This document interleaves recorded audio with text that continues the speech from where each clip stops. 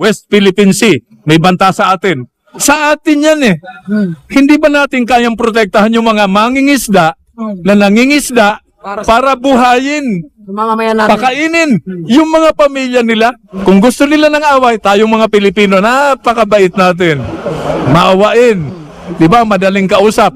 Pero pag inubos mo yung pasensya natin, naranasan niya ng Hapon, ng Amerikano, ng Kastila. Nasaan sila ngayon? Nasaan tayo? Maghanda tayo. Pag may banta, handa tayo. Dito sila pumasok. Dito natin sila harapin. Di ba? Yes. At pahirapan sa bawat iskinita. Yung China, Correct. kanegosyo natin yan eh. Hindi naman tayo sinakop. So ba't natin tinatakot yung sarili natin? Yung pinakamatataas natin na leader, personalan. Gusto ko sanang itanong, no? Doon sa mga nag-aaway. Hindi ko na babanggitin yung mga pangalan, no? Di ba? Opo. Ano kinalaman nito? Yung away ba ninyo, madadagdagan yung pagkain sa pagkainan? Di ba? Madadagdagan yung pabahay. May papagamot ba natin yung mga nagkakasakit nating mga mahal sa buhay? Kumusta kayo mga Dre? Welcome sa Rai TV.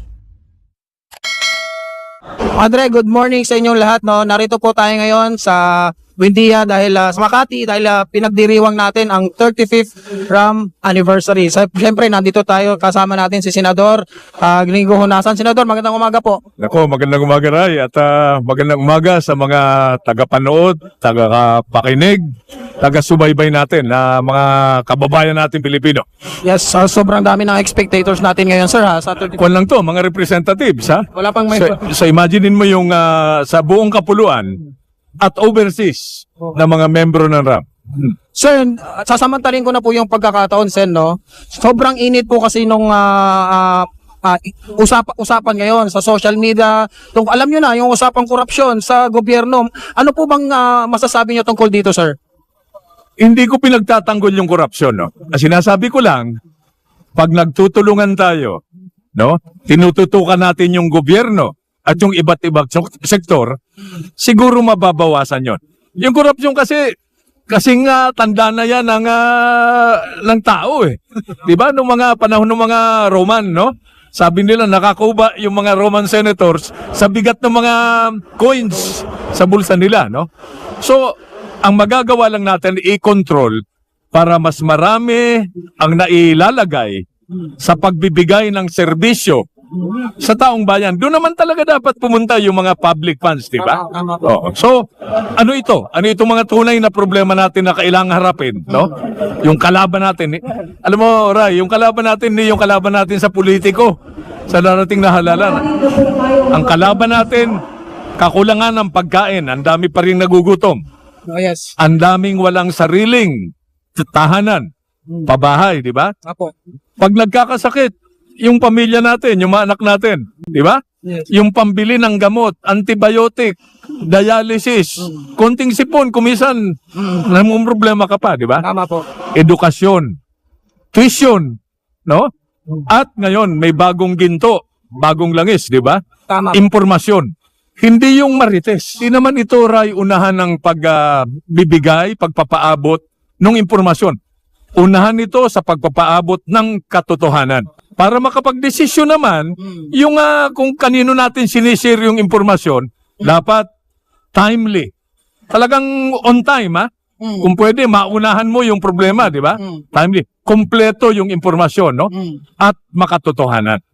Okay. So yun ang isa sa mga dapat na solusyon dito sa mainit na issue ng korupsyon. Ngayon, let's say sa Senado, kung pala rin tayo at makabalik, pagkatiwalaan muli tayo, no? Sabihin natin, i-amend natin yung local government code. Yes. Di ba? Apo. Dinivolve, dinicentralize yung authority at responsibility. Alam mo, Ray, kung ano nakalimutang ibaba, i-download. Ano po yun, sir? Yung pera. Paano ka gagalaw kung wala kang pera? Tama. Di ba? Paano mo masiservisyohan? Kaya umaasa yung mga iba nating kababayan, Correct. yung iba nating opisyales, yung mga mayor ng 6th-class municipality sa ayuda sa AIX, di ba? Dapat nandyan na yan. Pala rin po kayong muli na maupo sa Senado, no? Pag-upo niyo po, sir, anong unang-unang hagbang na gagawin niyo? Ray, siyempre seguridad. Hindi natin maaring ibahagi yung wala sa kamay natin. So magsisimula ka sa sarili mo. Hindi ko sinasabing maging perpekto tayo, ha? So, sarili mo, pagmamahalan sa bawat pamilya, pagtutulungan sa bawat komunidad, sa bawat barangay, kaayusan, nasa ayos lahat. Di ba? Sa bansa. Di ba? Inclusive growth. Hindi yung sabay-sabay, ha? Hindi kung saan maraming boto, saan kakikita. Yes. Ang habulin natin na sabay-sabay maiangat, yung pinakamalayo, pinakamaliit, pinakamahirap. Ang tawag dyan all of nation approach. Sabay-sabay. Pantay-pantay, sir. Pantay-pantay, hindi yung maraming boto kung saan kakita. Lahat. Correct. Release ng tren, tower, di ba? Kable, connectivity, internet, signal, kuryente. Unahin natin yung maliliit, yung malalayo. Kakalimutan dahil konti boto ron, di ka kikita. Ba't ka pupunta ron? Dapat nga yun ang puntahan mo. At responsibilidad yan, hindi lamang ng gobyerno, kundi ng bawat isa sa atin. At pag tingnan mo yung kasaysayan natin, ang ginagawa natin, pang ekonomiya, pang seguridad, di ba? Pang politika, pare-pareho. At umaasa tayo na iba ang magiging resulta. Baguhin naman natin ang konti. Diba? Ang importante, di ba, sasabihin, West Philippine Sea, may banta sa atin. Abe, ang issue talaga dyan, pagkain. Sa atin yan Hindi ba natin kayang protektahan yung mga mangingisda na nangingisda para buhayin? Mamamayan natin. Pakainin yung mga pamilya nila. Biruin mo, pagkain na naman, di ba? Pagkain na naman. So wag tayo mag-alala dyan. Hindi na tayo lulusubin ng China. Alam mo yung bakit? Bakit po? Nandito na sila Tingnan mo yung puwit ng baso, made in China. ngayon kung gusto nila ng away, tayong mga Pilipino, napakabait natin. Maawain. Di ba? Madaling kausap. Pero pag inubos mo yung pasensya natin, naranasan niya ng Hapon, ng Amerikano, ng Kastila. Nasaan sila ngayon? Nasaan tayo? Yung China, Correct. kanegosyo natin yan Hindi naman tayo sinakop. So ba't natin tinatakot yung sarili natin? So ano gagawin natin? Maghanda tayo. Pag may banta, handa tayo. Kung kaya nating maghanda sa lindol, sa bagyo, kaya nating maghanda sa kahit na anong sitwasyon. Dito sila pumasok, dito natin sila harapin. Di ba? Yes. At pahirapan sa bawat iskinita. Di ba? Bawat ilog, bawat mundok. Dahil ang ganda-ganda ng Pilipinas, Ray. Maaari bang i-elaborate nyo sa amin kung ano yung eksaktong approach natin dito sa mga Chinese? Dapat magkaisa muna tayo. Okay. Pag tayo kasi, di ba? Hindi lang tayo, ibang bansa. Pag walang mabigat na banta, tayo nag-aaway.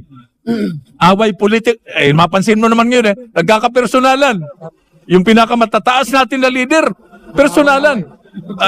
Gusto ko sanang itanong, no? Doon sa mga nag-aaway, hindi ko nababanggitin yung mga pangalan, no? Di ba? Ano kinalaman nito? Yang away ba ninyo, madadagdagan yung pagkain sa pagkainan? Di ba? Madadagdagan yung pabahay.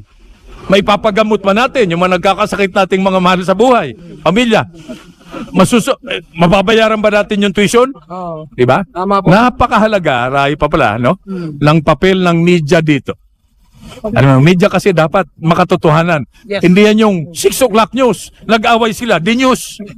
Ayaw marinig ng mga kabayan natin yung tahimik lahat, nagmamahalan, nagtutulungan. Hindi news yan. Di ba? Wala yan, di ba? Gusto nila yung away. Nagbabangayan, nagpersonalan. So, yun ang iwasan natin. At likas na ugali natin yan. Bayanihan. Nakalimutan na ba natin yung bayanihan? Yung good manners and right conduct. Ayan, yun na pag-usapan namin ni Sir Boise. Nakalimutan na ba natin yun?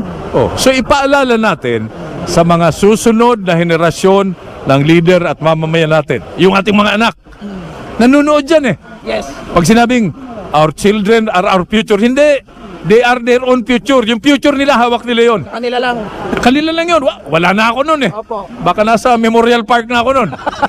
Ang magagawa lang natin ngayon ay ipakita sa kanila sa pamamagitan ng buhay na halimbawa kung paano maging matatag, kung paano mahalin yung ating bayan, kung paano mahalin yung Diyos, di ba? At kung paano ka bilang Pilipino maaasahan ng ating mahal na inang bayan. Yes. Hindi lang sa normal na sitwasyon, kundi sa oras ng kagipitan. Maasahan ka ba namin? Kung sabi mo, bahala na gobyerno dyan. Hindi ganon. Set example, kumbaga, sir. Set the example, eto, magsasalita tayo. Sasabihin mo, yung nagsasalita, may problema yan Di ba? Hindi nga niya maayos yung sarili niyang pamamahay, tapos gusto tayong turuan. Correct. Di ba? Kung paano ayusin yung buhay natin. Ayusin mo natin yung sarili natin. Yan, grabe yun. Napakaganda na mensahe ni sir. Sir, lastly na po, no, para dito sa samahan natin na RAM. Ano po masasabi nyo dito sa 35th anniversary natin? Ano mo itong RAM? Ito mga kasamahan natin. Apo. Ang tinaya namin, o natin, lahat, para sa inyo para sa henerasyon nyo. Hindi lang trabaho, hindi lang pamilya, di ba?